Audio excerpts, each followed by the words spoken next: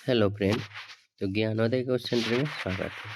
आज फ्रेंड बात करेंगे चैप्टर 5 नागरिक लिपि।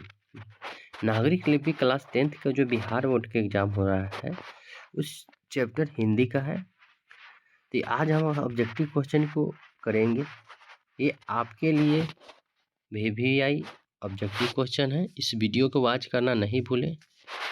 अगर ये वीडियो अच्छा लगा चैनल को लाइक और सब्सक्राइब करना भी नहीं भूलें। जो भी लोग 25 में एग्ज़ाम दीजिएगा 2025 में फरवरी में, उनके लिए हेल्पफुल है क्लास 10th के लिए।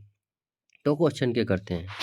फर्स्ट क्वेश्चन है नागरिक लिपि के निबंधकार है कौन है। तो नागरिक लिपि के निबंधकार कौन है। तो गुरु नानक मूल्य है, option number A. Guru Nanak मूल्य है, ऑप्शन नंबर ए। नेक्स्ट है आपका नागरिक लिपि गुरु नानक मूल्य की किस पुस्तक से लिया गया है। मतलब नागरिक लिपि जो है गुरु नानक मूल्य से किस पुस्तक से लिया गया है। तो भारतीय लिपियों की कहानी से, option number D. Guru Nanak मूल्य का जन्म कब हुआ था। तो 1935 में हुआ था। गुरु नानक मूल्य का जन्म कहाँ हुआ था। तो महाराष्ट्र में हुआ था, ऑप्शन नंबर सी। उत्तर भारत से नागरिक लिपि के लेख कब से मिलने लगे।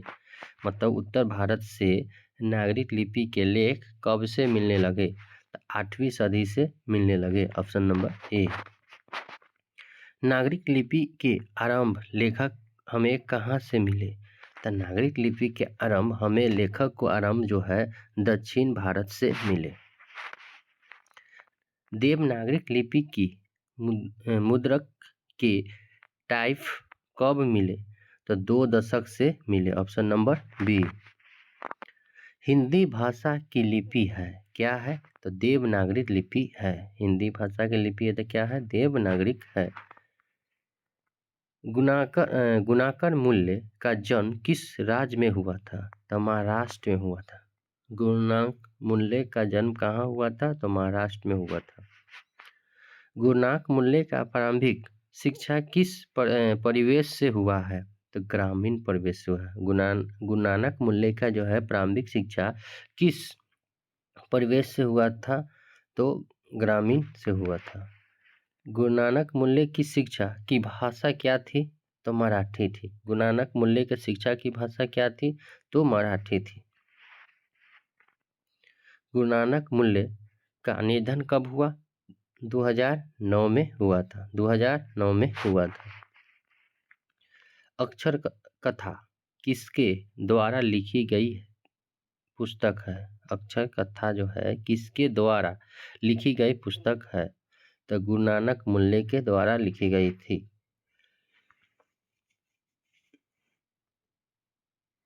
नेक्स्ट है मूल्य जी ने मेडिकल स्तर पर किस भाषा को पढ़ाया। मूल्य जी ने मेडिकल स्तर पे किस भाषा को पढ़ाया। तो मराठी भाषा को पढ़ाया। किस भाषा को पढ़ाया। तो मराठी भाषा को पढ़ाया।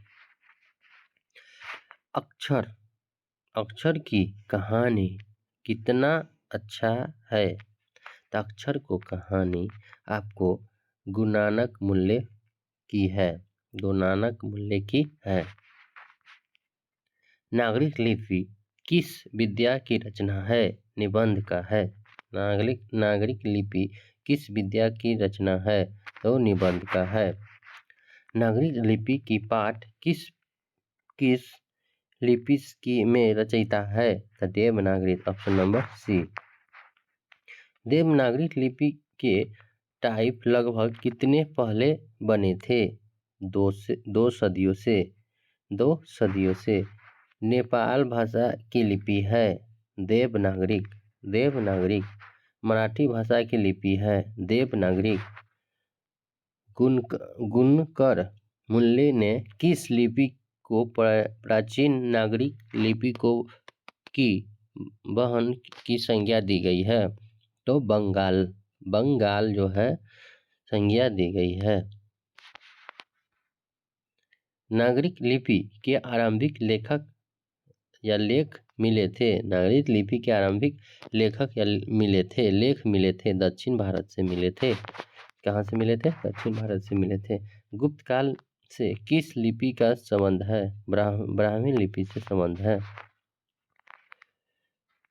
नगरी नाम से अस्तित्व कब हुआ? 100 ईस्वी आसपास हुआ। ऑप्शन नंबर ए 1000 ईस्वी जो है आसपास हुआ। देवनागरी किसे कहा जाता है? तो काशी को कहा जाता है। ऑप्शन नंबर ए काशी को कहा जाता है।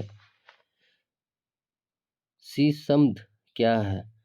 सीधम क्या है? एक प्रकार का लिपि है। सीसमध जो है, सीतम जो है क्या है? एक प्रकार की लिपि है। अमोध वर्ष कौन था? अमोधन वर्ष कौन था? तो आपको जो है राष्ट्रकूट राजा था। ऑप्शन नंबर ए क्या था? राष्ट्रकूट राजा। बेताम कहाँ है पर है? इंदौर के पास है। बेतामा जो है कहाँ पर है? तो इंदौर के पास है। नेक्स्ट है आप क्वेश्चन, श्रवण बेलगोल जैन तीर्थ स्थल कहाँ है? तो आपको कर्नाटक में है। ऑप्शन नंबर ए कर्नाटक में है। दक्षिण भारत की नागरिक लिपि क्या कहते हैं? तो आपको दक्षिण भारत के देवनागरी लिपि जो है नंदी नागरी कहते हैं। ऑप्शन नंबर बी नंदी नागरी कहते हैं। Option number B. हिंदी के आदि काल कौन थे? तो सरहद पार थे। सरहद पार जो है हिंदी के आदिकालीन कौन थे? तो सरहद पाल थे। उत्तर भारत में विशेष स्थापत्य शैली को क्या कहते हैं? नगर शैली कहते हैं। गुणाकार मुल्लिन ने विविध विषयों पर कितने निबंध लिखे? तो 2500 से अधिक निबंध लिखे। Option number B. इस्माली शासक को आरंभ काल है 12वीं सदी से। और ऑप्शन नंबर ए। महीर भोजन की ग्वालियन प्राशस्तिक किस भाषा में है? संस्कृत भाषा से है। दक्षिण भारत में पांडव प्रदेश से किस राजा के पालियों त्रापत्र मिले? तो राजा वर्णगुना से मिले। गुप्त की राजधानी पटना को कहा जाता है। मतलब गुप्त की राजधानी पटना को क्या कहा जाता है?